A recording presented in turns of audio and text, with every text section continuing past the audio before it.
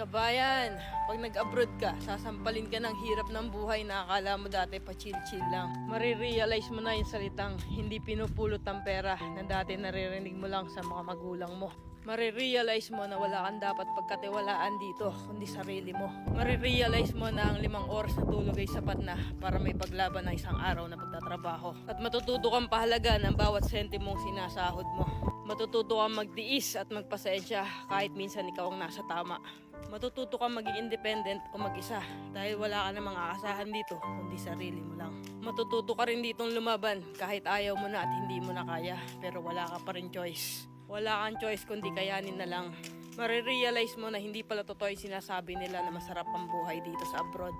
Kasi pag nandito ka na, masasabi mo na lang talaga sa sarili mo na ang hirap pala. At totoo din yung sinasabi nilang lahat na nasa abroad ang pera pero wala dito ang saya. Kaya sa mga nagbabalak mag-abroad dyan, patibayan ng loob dito at bawal ang mahina, bawal ang sumuko. Kasi dito mo mararanasan ang realidad ng buhay kung saan patatagan ng loob ang labanan.